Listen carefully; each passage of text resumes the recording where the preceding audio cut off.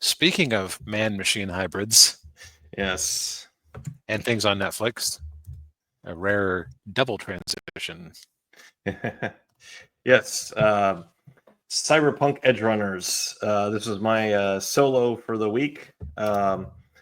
If you've been watching the channel for any length of time, you know that I think it was a couple of weeks ago, or maybe a month ago, I did a review of Cyberpunk 2077, the game. And so I decided I'd give the anime series a watch.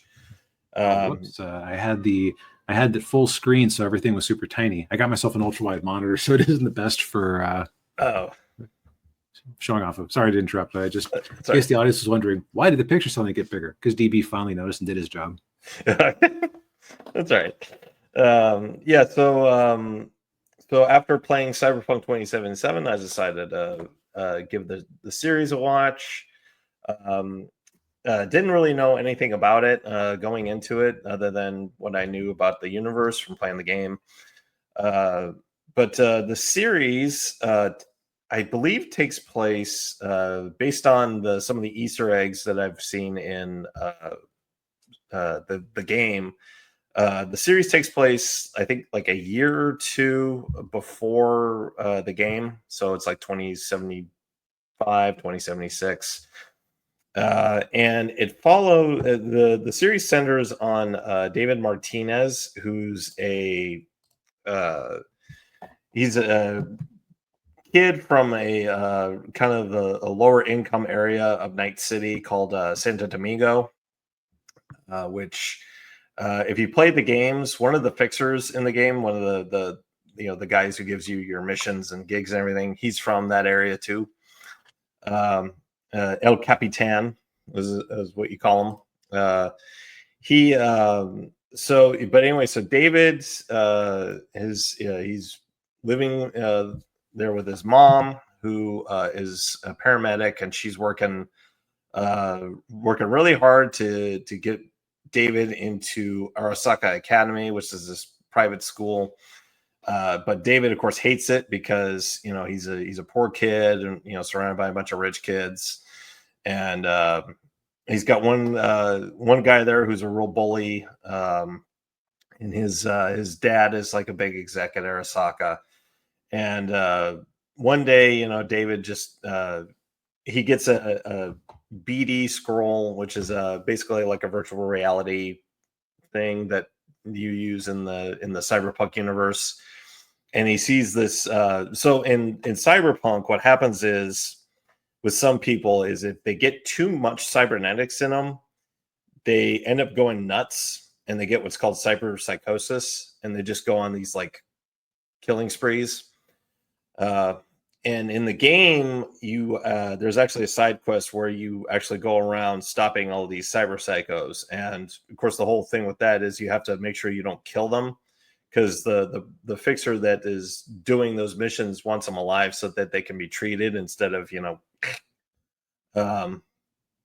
so David sees the one of these attacks on a BD, and then he finds out that his mom was at the scene of it, and to earn some extra money, she's been taking some of the implants from some of these cyber psychos and selling them.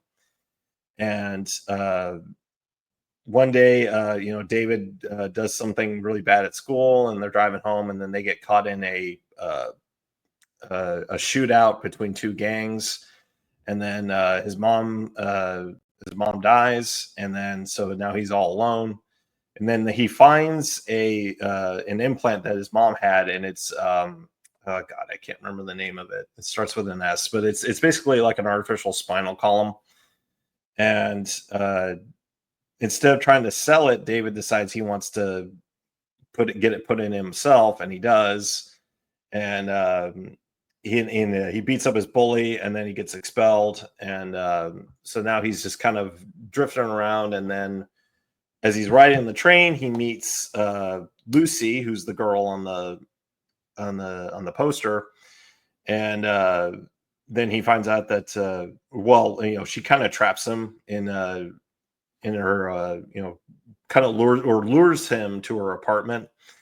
and then David finds out that she's part of a crew of mercenaries, and that the spinal implant was actually meant for their boss, and then and Ninja thus beginning his sim park.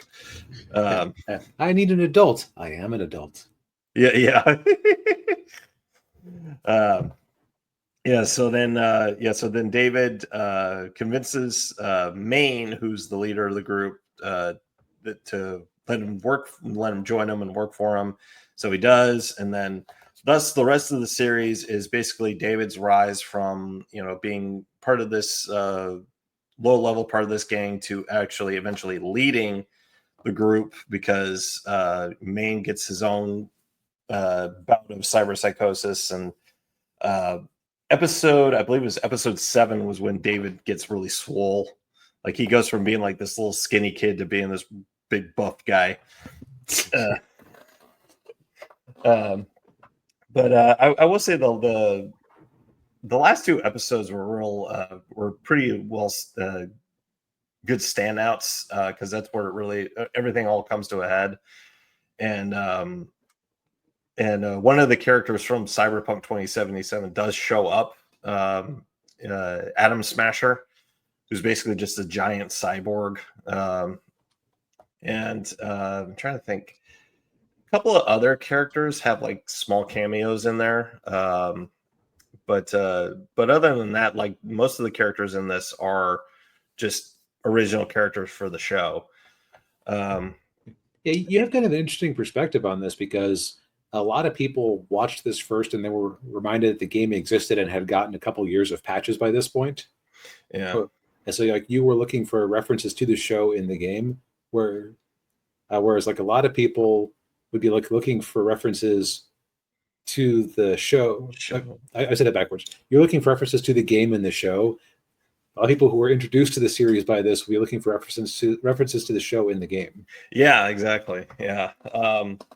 And my first reference to the show was when there's a little side mission where you find the same brain dance, the same BD that David watches in the first episode in the game, and it's just the clip from the TV show.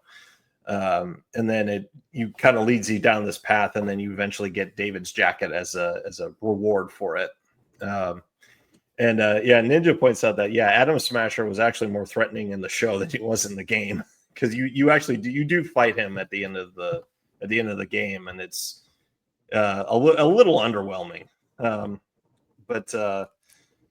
The series was actually really decent. I thought it was it's a cyberpunk story. It's as you would expect from this universe. It's very dark. Doesn't have a happy ending, which depending on how you play the game, you either get a somewhat happy ending or a really awful ending. So it's in keeping with the tone of the universe. Oh yeah, it is. Yeah. And animation was decent. It was done by Studio Trigger, who did they did Delicious and Dungeon. And okay, so I kind of autismed out about their cover or their adaptation of Delicious and Dungeon at the time. Yeah. This, from what I recall when I watched some of it a few years back, was a good use of the Trigger style. They did a lot of good kinetic stuff with his ability to slow down his perception of time, and also like the neon aesthetics of Cyberpunk like really play to their strengths. Like just design wise. Yeah, exactly. Yeah, definitely. And they were very true to the aesthetic of the game as well, because you see like all of the little details that you see in the game is in the TV show too. They did a really good job with that. And Ninja says, the only way to subvert a Cyberpunk 2077 story is to end a story in a completely happy way. Exactly. Yeah. But like I didn't finish it, partially because I could tell it was going nowhere happy, but also partially because my friend group that was meeting up to watch it, it's one of those things where it's like, if nobody suggests watching it week to week, then it just kind of gets quietly dropped. Yeah. That'll happen. Yeah. I just from everything I've heard about it, it's like, okay, yeah, no, I don't think I'd be happy with that ending.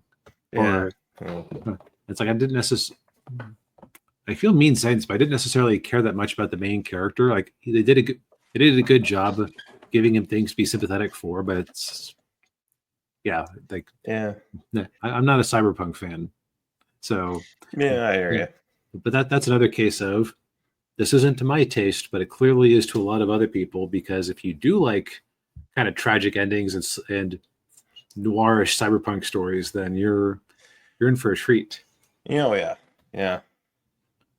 And what was it? Oh yeah, and if you watch the English dub version, the guy who voices David Martinez is the same guy who voiced Tanjiro in Demon Slayer. So. Somewhat different characters. Yes. He even had a little girl character that he could have carried around in a basket, but they missed that opportunity. Yeah, that's true.